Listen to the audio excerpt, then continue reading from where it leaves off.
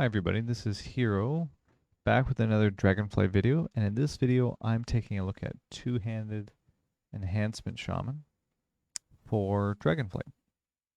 And I'm just working through a lot of testing right now, thinking through the talent tree that are available, some of the other interesting tidbits that are coming our way as people experiment and check things out. And I'm just going to clarify at the beginning, this is kind of a meme idea. Two Handed Enhance has definitely been changed and modified in a couple of important ways so that it's not quite so interesting or important. It used to be used when Windfury gave you melee swings and when Stormstrike was also a kind of auto attack, so that when you got the Windfury buff on your character, especially in PvP, if you have a giant two-handed weapon, the threshold for damage is way higher because the base or the main hit is what's important, and it's not so much the DPS. So Windfury used to be based on melee attacks and adding them on, instead of what it is now, which is essentially a spell power coefficient. So if you look on live game, your Windfury weapon, in this case, depending on how much agility you has, which is what's scaling our attack power, that will indicate how much damage Windfury weapon procs are going to produce.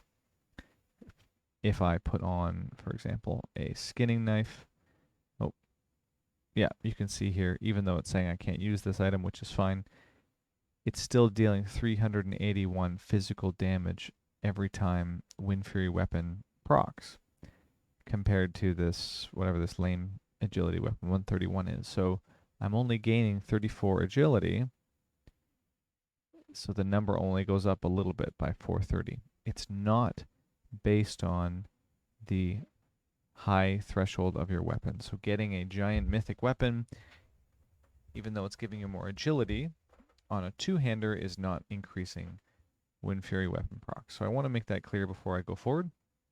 There's a couple of other reasons why we don't really want to use a two-hander, and they're significant, of course. Lava Lash requires a one-hander. Stormstrike, our main ability, requires a one-hander. The new Ice Strike, or the return of Ice Strike, I suppose, in a new form, also requires a one-hander. So, though I'm going to advocate for some interesting ideas to check out, I want to be clear that this needs some testing.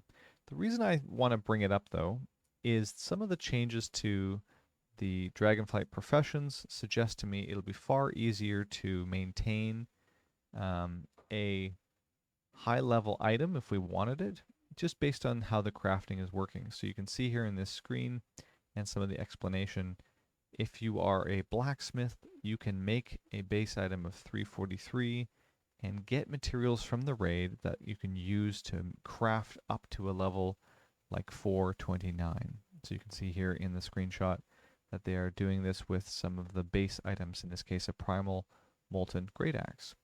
Inscription is giving us a staff that scales agility, and you can see here 393 eye level is the base item that would appear as a crafter of inscription, and you can use the same materials to build that up to your mythic raid quality, is my understanding. You would just have to get the materials to do so.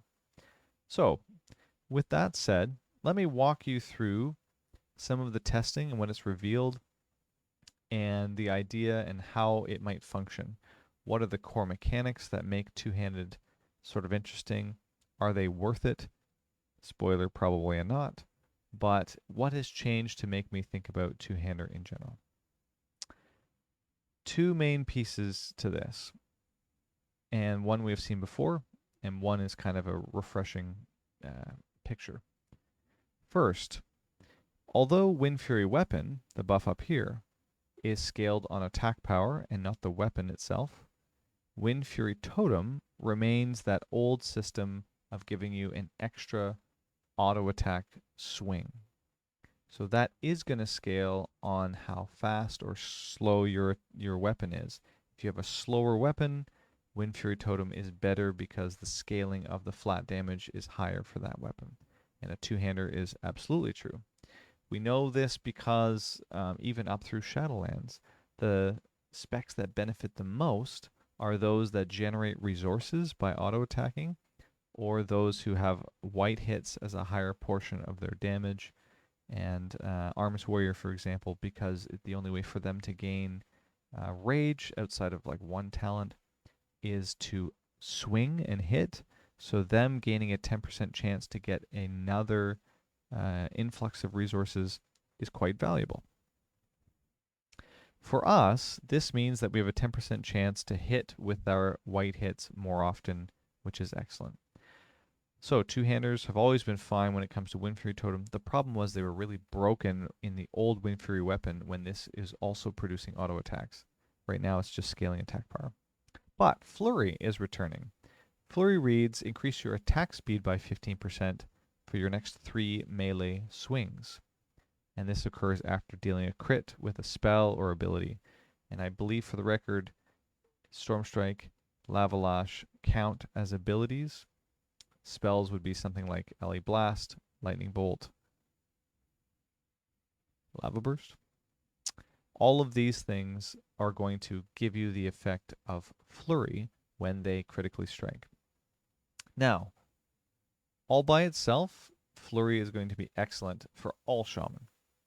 And the reason I say that is it's going back to that old mechanic of giving you more main hand swings, not merely an attack power modifier. Now, the new Windfury system with the old conduit, the talent, and Doom Winds, the legendary, in this little row is actually quite potent for a lot of content. In AoE, we cleave it with Crash Lightning. In things like sundering, so we're hitting a lot of targets. On single target, it's just going to pump out a great deal of hits that are going to scale from Windfury weapon and Forceful Winds. So that's all good stuff. Getting more melee swings is going to give us also more Windfury weapon procs, which is fine. It's just Windfury weapon isn't scaling off of our weapon damage.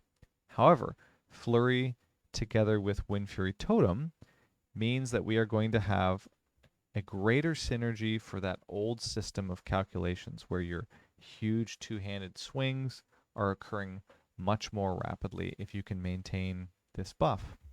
And again, this is not haste, this is attack speed, which is a slightly different stat. Haste does influence attack speed, but this is like a flat multiplier on the speed at which your weapon swings, which is excellent for the kind of build that we're thinking about. So, in general, you come into a boss, you drop your Windfury Totem, and if you're just auto-attacking and you hit an ability like that crits, Flurry is going to hit those 3 next ones really fast, all of which have a chance to proc Windfury Totem.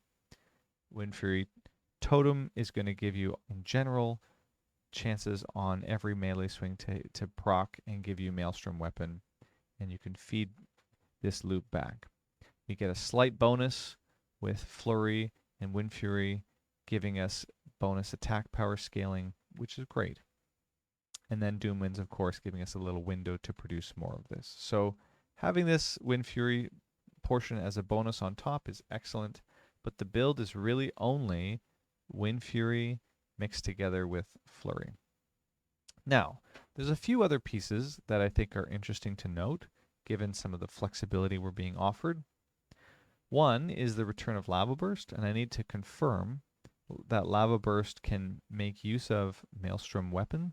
I'm not 100% sure. There's conflicting evidence as far as I can find out, and I have to look into it a little deeper. If it doesn't, you can always Nature Swift a Lava Burst into Flame Shock to get a free or instant cast, but that's kind of clunky. Even hard casting is a little bit clunky, so the hope here is that it does end up in the final version synergizing with Maelstrom weapon so that we can guarantee these procs every time we get Lava Burst back. So every 8 seconds essentially, which is kind of cool. If it doesn't, we can maybe hardcast a little bit, we'll see. We also have a couple of additions, things like Overflowing Maelstrom, and again, this build is a little more flexible.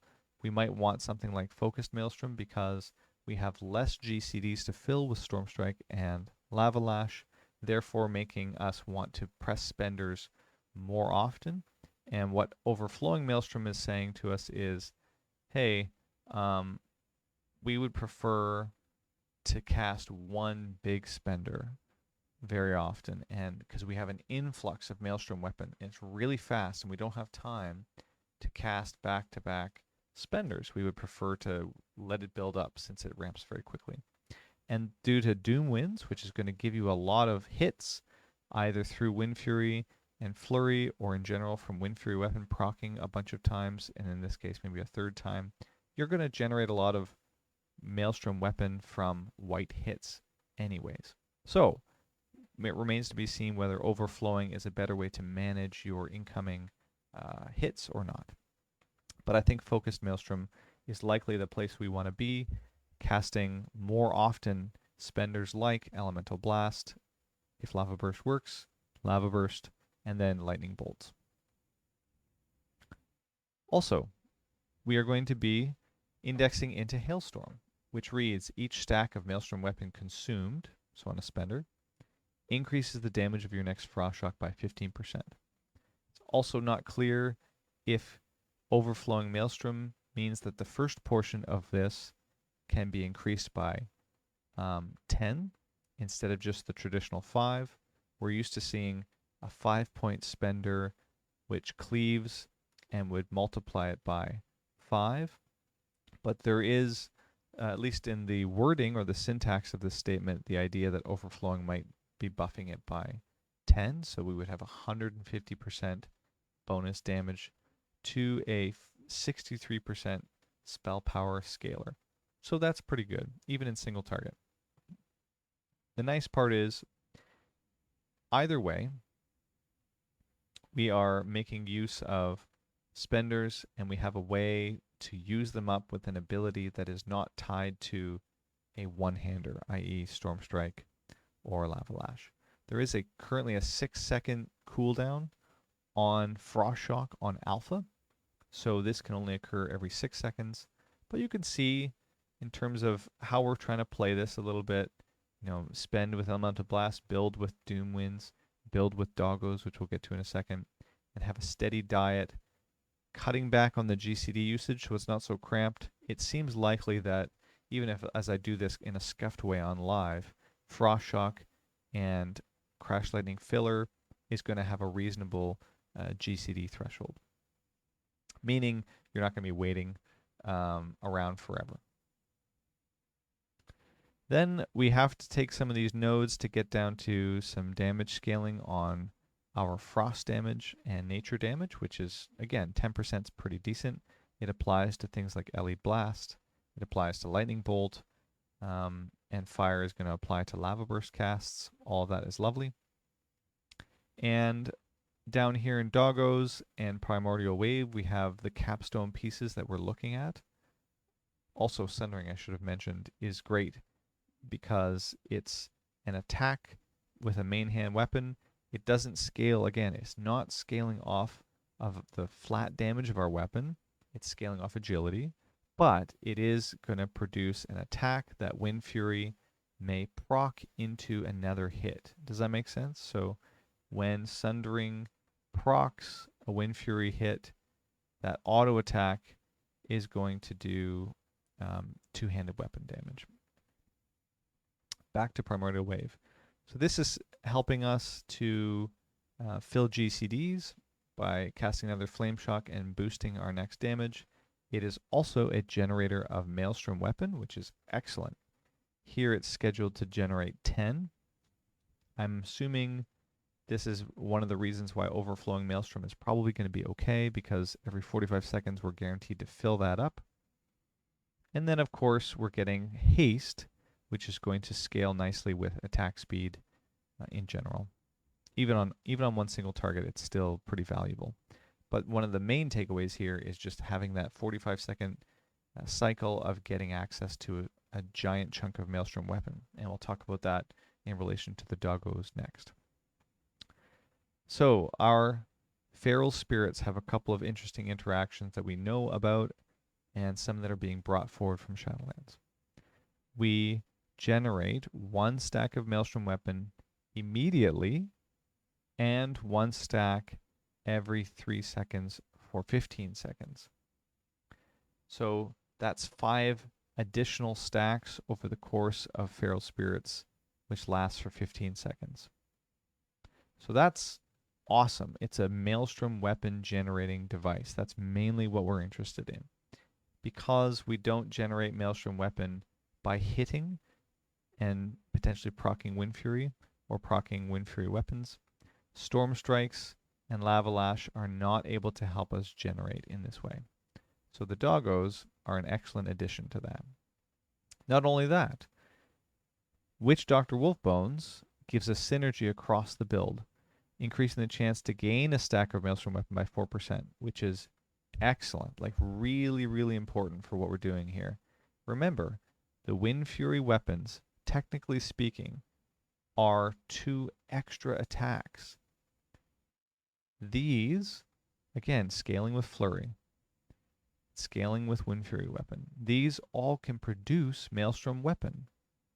Even though these are not scaling off of the flat damage of your weapon, but just agility, they are still producing Maelstrom weapon procs for us, which is great. The doggos increase that, and whenever you gain a Maelstrom weapon, we cool them down. That includes Primal Maelstrom. So gaining 10 stacks every 45 seconds is going to cool them down by 20 seconds. It's a 2-minute cooldown. We take Elemental Spirits, which puts it at a 1.5 minute cooldown. So that's every 2 casts of Primordial Wave is giving us essentially 40 seconds worth of CDR on Feral Spirits. Obviously, it will be up before the second one gets cast, but you understand the relationship here. Pressing this twice is going to take 40 seconds off of a 1.5 minute CD.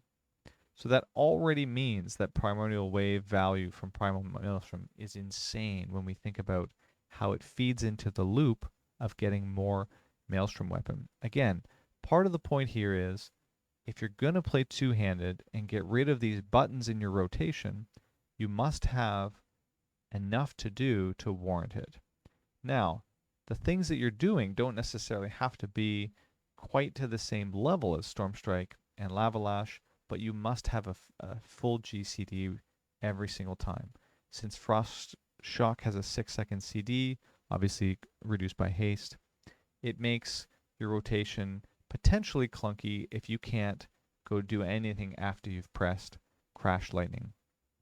However, I think it's things like this that make it far more interesting and viable, because this synergy of giving you CDR on Witch Doctor Wolfbones, among other things, is going to mean you have far more access to Maelstrom weapon generation.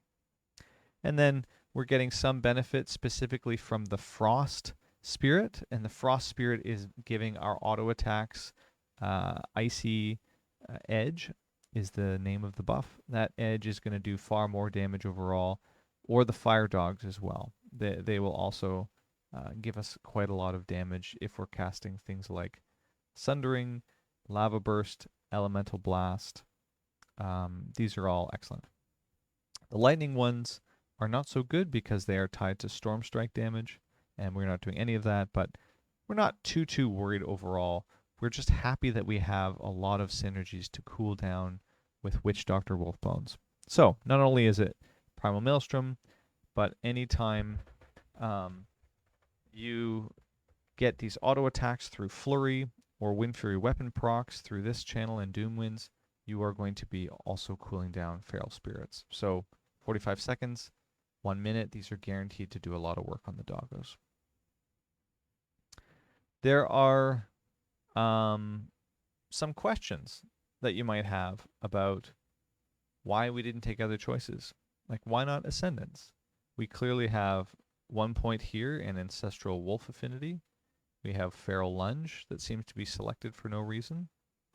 Even Hot Hands, which could be taken off and shifted somewhere else, it doesn't really matter. It's just a filler since we don't really press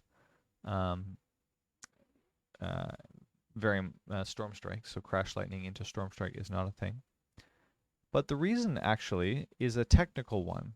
One of the weird things about Ascendance, when you press Ascendance and your character turns into that cool dude, your auto attacks are shut off unless you have a one-handed weapon. And the game specifically will call you for a one-handed axe. This might get changed in Dragonflight. I don't know if it will. But on live, if you try to do it, let me see if I can demonstrate it for you here by going back to the game. You'll see that my character will not auto-attack. Oh, I have it here.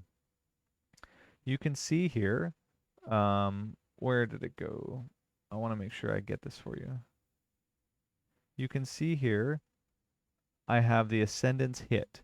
When I press the button on Raiders Training Dummy, it does 6,000 nature's damage.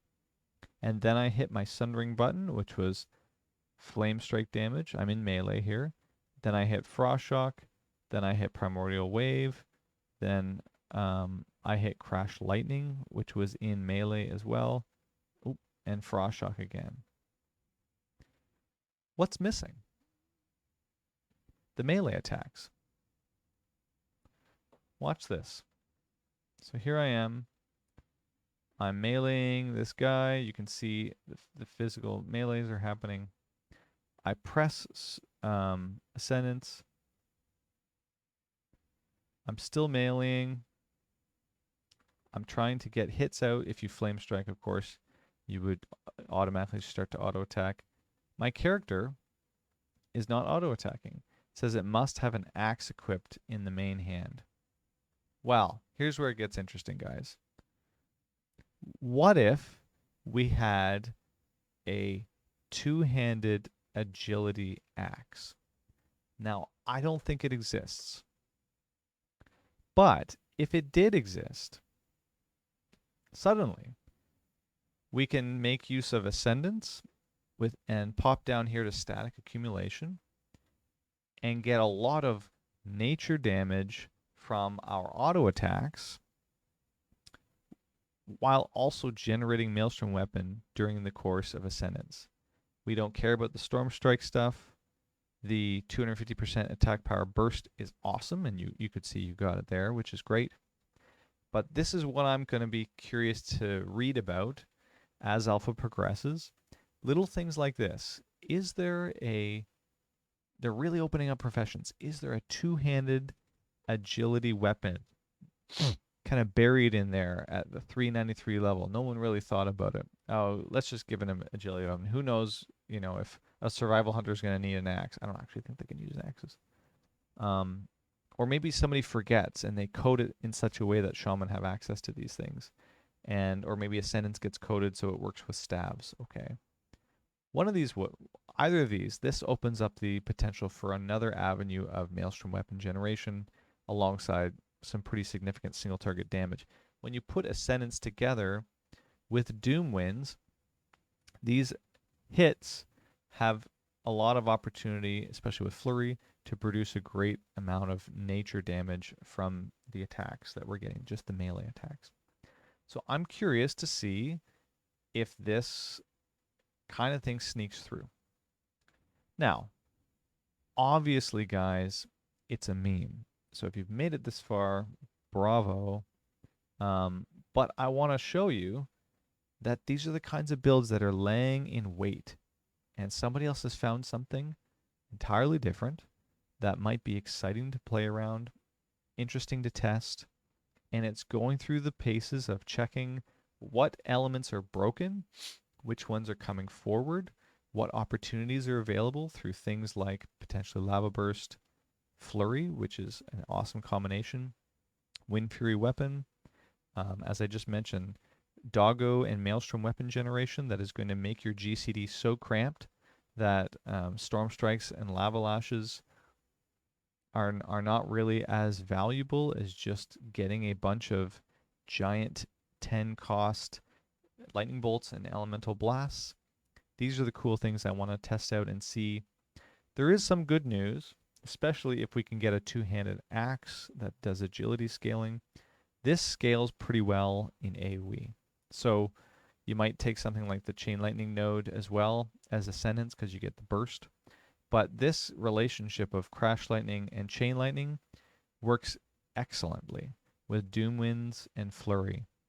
And also, of course, with the Hailstorm build, because Hailstorm is going to cleave onto other targets. Doggo reduction's all there. Cleaving Primordial Waves is all there. So in these multi-target scenarios, I think even at 2 targets, Crash Lightning might be okay. Like the cleave from the Frost Shocks might be just good enough, right? We'll have to see. Anyways, thanks so much for sticking with me and tuning in. When I get a chance to actually test these, I'll come back to the idea. I think it's fun that at least at this initial stage, when I'm thinking theoretically, Blizzard has still left the door open for some cool stuff. Let me know what you think in the comments. We'll catch you guys next time.